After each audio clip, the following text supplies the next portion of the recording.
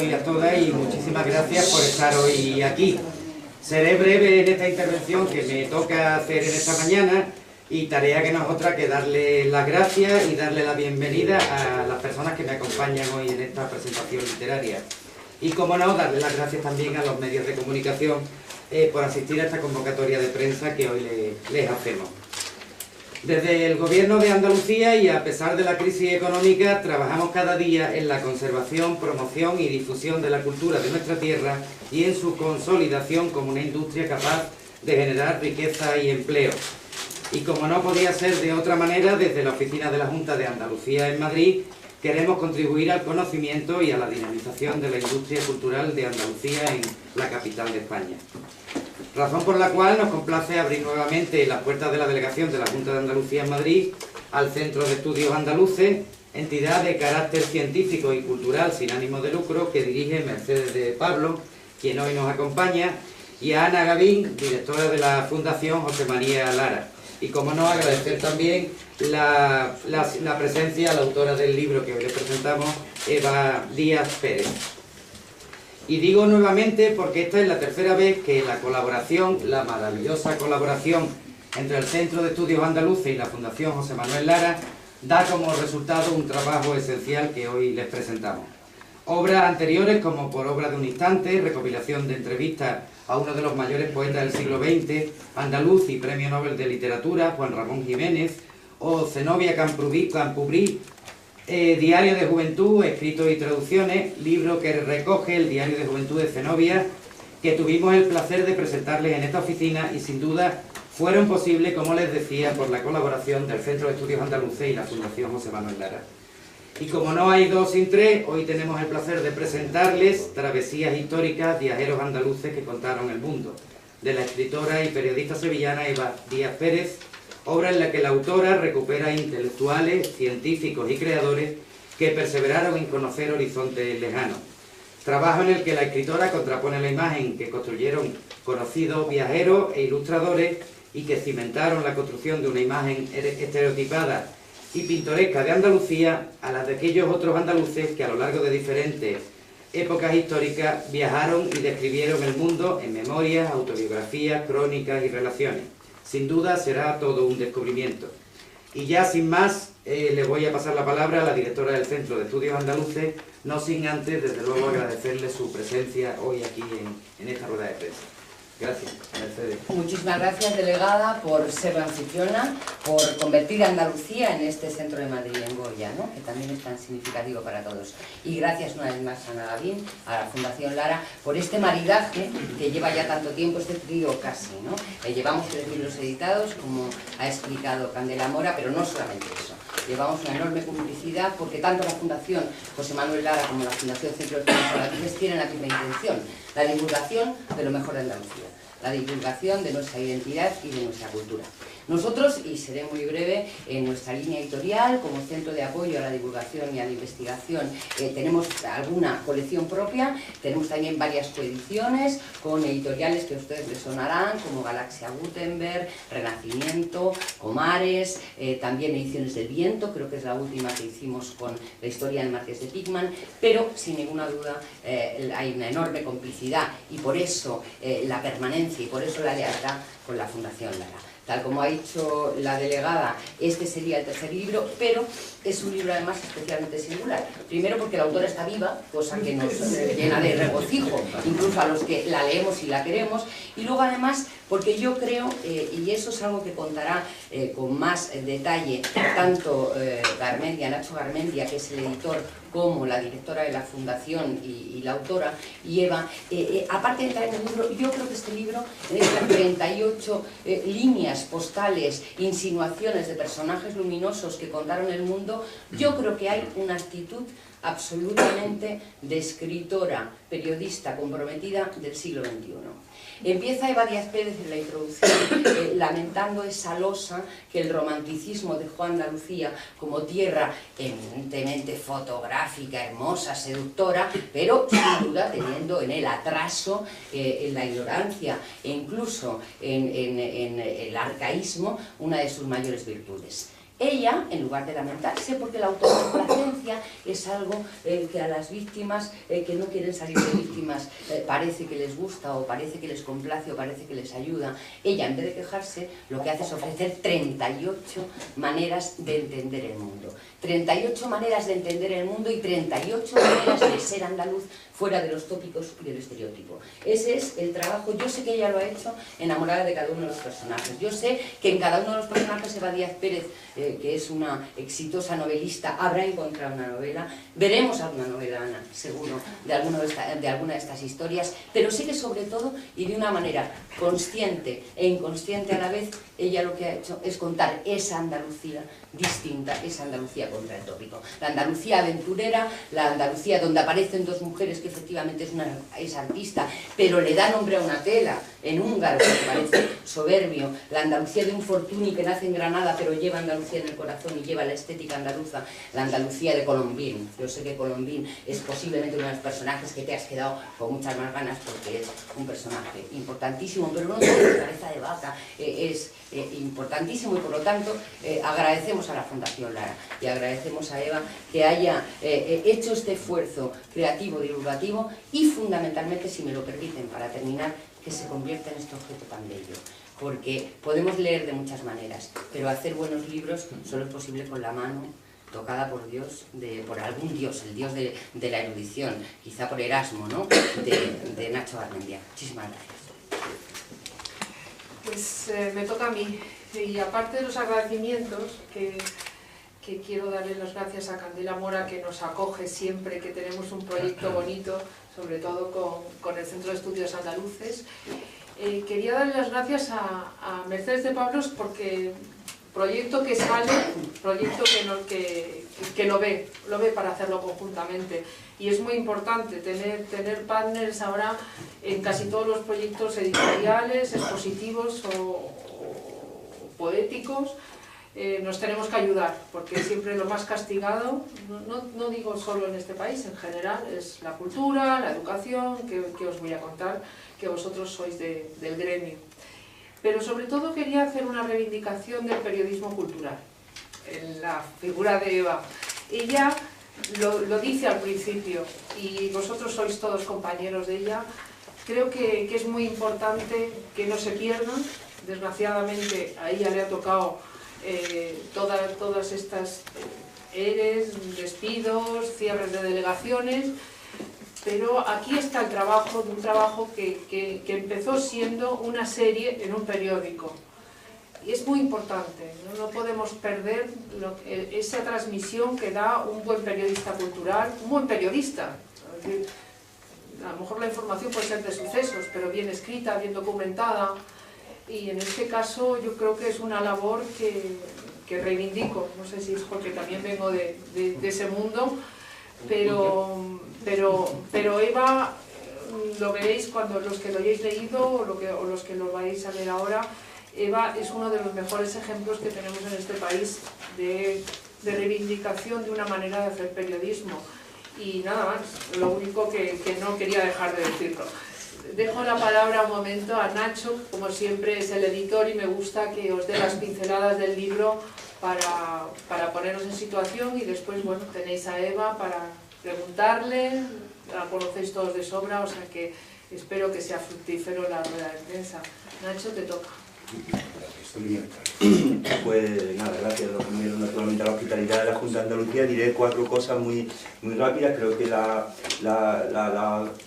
señoras presentes en la mesa han hecho un resumen muy completo de lo que ofrece el libro. Yo es obligado a empezar a decir que Eva Díaz Pérez es una autora muy querida por todos los que trabajamos en la Fundación José Manuel Lara, es una amiga personal.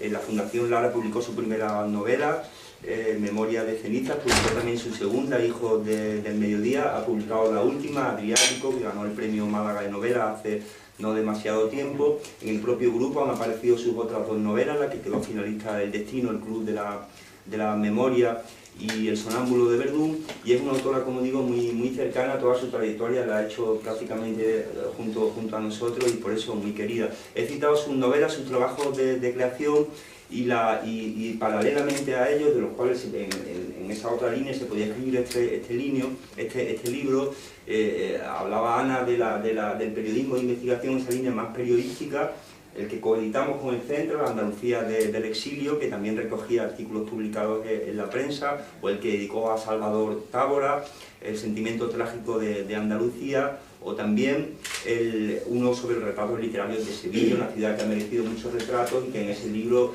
hay una mirada siempre original por parte de Eva. Desde fuera se podía pensar que esta otra línea periodística está, digamos, por debajo o es una cosa distinta de la obra verdadera de creación. No es así en absoluto, porque son libros espléndidos, porque Eva ejemplifica esa manera de hacer buen periodismo que ojalá no desaparezca, aunque esté viviendo malos momentos. Y del libro yo destacaría dos cosas. Por una parte ha definido Mercedes muy bien el enfoque del que parte, esa inversión del tópico, pero yo creo que hay también, no se limita a Andalucía realmente, en muchas partes del libro hay un tono como de melancolía, a pesar de que son a veces historias de viajeros, de pioneros.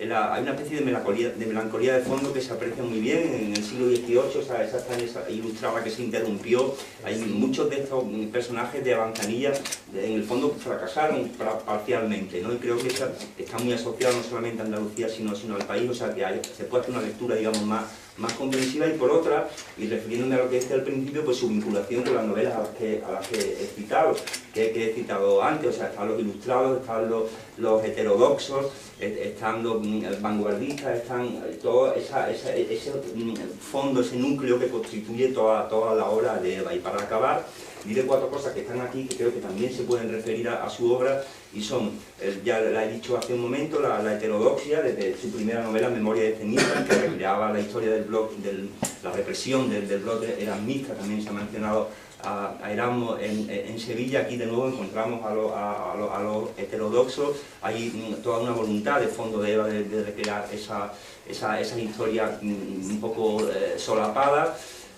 Por otra, la cultura, la palabra cultura, escuchamos muy a menudo la defensa de la cultura. Muchas veces nos da la impresión de que más bien se refieren a algo que está hecho como de espectáculo o de actualidad, una especie de capa superficial, ¿no? En toda la obra de Eva, y también hay en este libro, hay una defensa de la cultura con mayúsculas.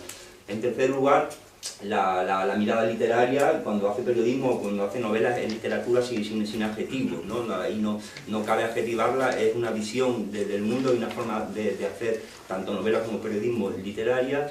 Y por último, lo que llamaríamos memoria histórica, también la apuntaba un poco Mercedes, y esa mirada, digamos, comprometida, y esa lucha contra el olvido, que en el fondo es lo que nuclea o lo que vertebra todo su trabajo. Por acabar ya en lo formal, diré que hay algunos textos que son más periodísticos, otros son más literarios, y verdaderamente cuando son más literarios puede parecer un poco un sacrilegio nombrarlo, pero a mí me han recordado, sobre todo los que empiezan con los momentos estelares de Stefan Zweig, cuando hay una visión narrativa de los episodios. Hay veces que son más semblanzas, divulgativas, y otras veces son más literarias, pero en el fondo, dicho esa palabra, la divulgación es también un arte que duda cabe, y creo que Eva lo ejemplifica de una manera absolutamente admirable. Nada más, enhorabuena. Muchas gracias.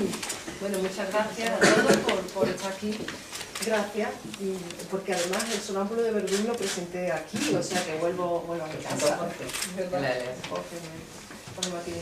Muchísimas gracias a la Fundación Lara, porque efectivamente mi primera novela la publiqué ahí, y bueno, hemos seguido de la mano tanto en el apartado mío de ficción como periodístico, ¿no? Y al Centro de Estudios Andaluces, Mercedes Pablo, pues claro que sí, que colaboro en la revista Andalucía. La revista Andalucía de la Historia, me mata la editora. No, porque además es verdad que tenemos una sección precisamente que bascula entre ese periodismo de investigación sobre la historia y la literatura, ¿no?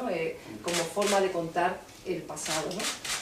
Efectivamente, como decía Ana, esto comenzó como el sueño que yo tengo sobre el periodismo, ¿no? Yo creo que vivimos una época terrible que efectivamente a mí me ha tocado sufrir, porque este libro comencé a escribirlo para la sección, para la edición andaluza del Mundo, que ya no existe. Llegó un momento en que era todo tan complicado que decidí interrumpir la serie, porque desgraciadamente las urgencias, bueno, pues como está organizado hoy en día las secciones, que os voy a contar a vosotros, pues me impedían hacer ese periodismo en el que creo que es un periodismo pues de segunda velocidad o de tercera velocidad incluso, con un tempo necesario para la investigación, con un tipo de textos bien cuidados. Yo creo que ese tipo de periodismo le interesa muchísimo a la gente, pero desgraciadamente pues es bastante difícil hacerlo en la actualidad. Entonces decidí interrumpirlo, ¿no? Casi como rebeldía, y también por temor a no hacer un trabajo riguroso y serio, ¿no? Entonces, bueno, quedó como una cosa interrumpida. Con el tiempo rescatamos esta historia. Yo hablaba en muchas ocasiones con Ignacio Garmendia de publicar este libro, ¿no? que tomara otro rumbo, ¿no? Y bueno, pues yo seguía investigando en estos personajes, seguía tirando del hilo, porque efectivamente a mí me interesa sobre todo rescatar a muchos personajes que injustamente, por azares, por la propia desidia con la que este país trata su historia, pues bueno, quedan en los márgenes de la historia, ¿no? En la periferia. A mí ese tipo de personajes, ese tipo de historias me interesa muchísimo, ¿no? Y yo creo que como periodista, como persona de la cultura, como escritora también, a mí eso me anima muchísimo, ¿no? Yo sobre todo tengo mucha curiosidad y eso es lo que me anima a investigar y a sacar a estos personajes a la luz, ¿no? y divulgarlos. Entonces, bueno, continué investigando en ello y bueno, pues efectivamente al final quedaba una amplia galería de personajes, ¿no? El interés de la serie partió efectivamente de bueno, esa losa que tenemos los andaluces, bueno, que yo creo que en buena parte la construcción de nuestra identidad la han hecho otros, ¿no? Y los viajeros románticos, que a mí me encantan los relatos y las crónicas, pues bueno, tienen una parte que nos sigue lastrando, ¿no? Que ese mundo pintoresco, indolente, perezoso, apasionado, poco racional, parece que todavía sigue pesando sobre los andaluces, a pesar de que, bueno, si nos podemos mirar en la historia de la cultura española, encontraremos a muchos andaluces, o sea que estos personajes superficiales y pintorescos que se han difundido durante mucho tiempo, naturalmente existían, pero existían otros personajes también, ¿no? Entonces yo intenté buscar el otro lado, es decir, me sorprendía mucho que no hubiera andaluces que no hubieran, o sea, que no hubieran mirado al mundo, no hubieran salido de Andalucía y que no se, o sea, que se hubieran quedado limitados a ser observados y no observadores, ¿no? Entonces, claro, naturalmente la historia de la conquista, por ejemplo, está protagonizada por muchos andaluces que además son los primeros que cuentan muchas veces paisajes desconocidos, son los pioneros a la hora de describir frutas, las frutas de América, por ejemplo, o animales, ¿no? Entonces hay una mirada bastante insólita y nueva, ¿no? Me fui encontrando personajes como los viajeros de la conquista, peregrinos medievales, por ejemplo. Hay muchos viajeros de estos que hacen el típico viaje a Jerusalén, ¿no? Y por ejemplo hay un personaje, Pero Tafur, que escribe un auténtico libro de viaje, incluso con alguna parte de cierta modernidad, ¿no? Porque él da incluso consejos a los viajeros sobre dónde encontrar los sitios, es decir, con un aire muy nuevo, ¿no? Aunque tenga todavía ese punto medieval, de mito y todo eso, ¿no? O sea, es un libro muy jugoso. Los viajeros de la conquista, que hay personajes interesantísimos, y después, por ejemplo, me encantó el siglo XVIII. El siglo XVIII, yo creo que el siglo XVIII español está poco contado, y sin embargo hay unas expediciones científicas admirables, ¿no? Por ejemplo, la expedición de Celestino Mutis, con ese trabajo admirable sobre la flora y la fauna, que incluso provocaba la admiración de Humboldt, ¿no? Humboldt era amigo de él y tenía una relación epistolar. O por ejemplo Antonio de Ulloa, amigo de Jorge Juan, ¿no? Esos dos grandes viajeros españoles pues hacen un trabajo de medición del meridiano verdaderamente admirable. Lo hicieron, es verdad, con una expedición impulsada por los franceses. Naturalmente los franceses, que vieron también su historia, pues esa expedición se conoce como la que hicieron los franceses. Pero había dos españoles, uno de ellos es sevillano, que es Antonio de Ulloa, donde es un trabajo riguroso. Incluso Antonio de Ulloa es el primero en descubrir el platino y sus posibilidades. ¿Pero quién ha contado eso? Pues no, los franceses lo contaron, pero nosotros apenas conocemos estas historias, ¿no? Es decir, hay una cantidad de personajes impresionantes. En el siglo XIX aparecen diplomáticos fabulosos. Por ejemplo, hay uno que me encanta, que este es un personaje bien conocido, que es Juan Valera, el escritor Juan Valera, que sin embargo tiene un apartado en sus epistolarios contando anécdotas que coinciden.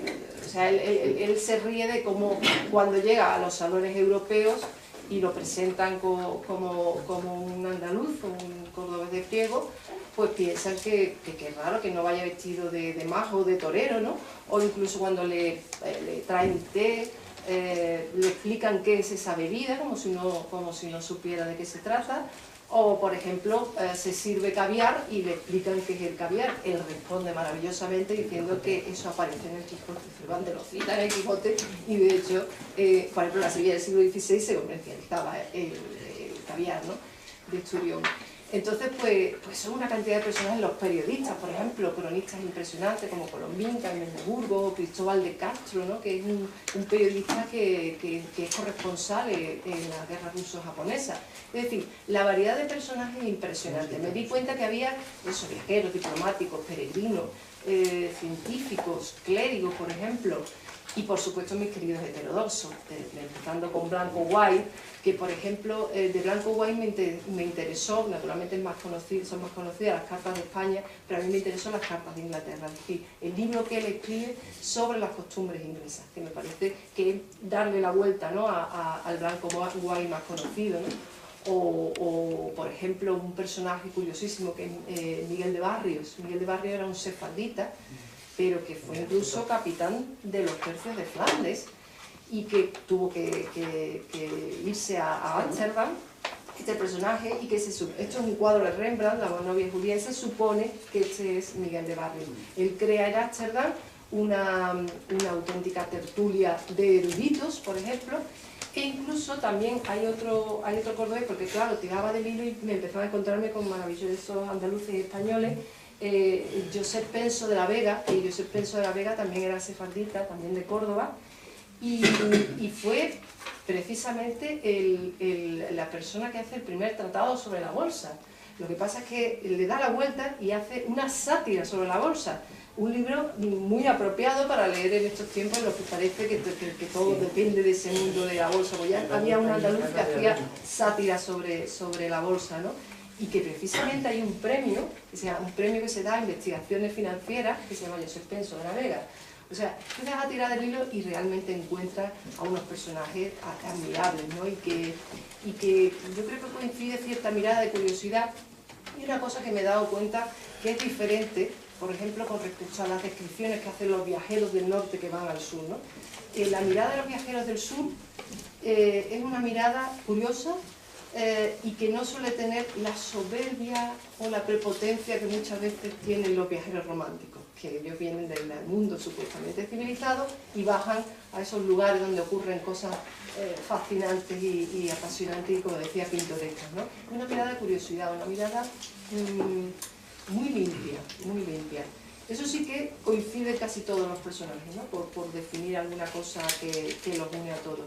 Y en fin, la verdad es que ha sido un viaje apasionante y que para mí personalmente tiene este libro un sentido emocional muy importante, y que yo he querido dedicar a eso, a mis compañeros del mundo de Andalucía, porque bueno, esta aventura empezó con ellos y bueno, de alguna forma ha terminado lo que empezó como un sueño periodístico, ha terminado en un libro, ¿no? Entonces, bueno, pues quiero dar las gracias, por supuesto, a las personas que han hecho posible este sueño. Y nada, muchas gracias. Si queréis preguntarme alguna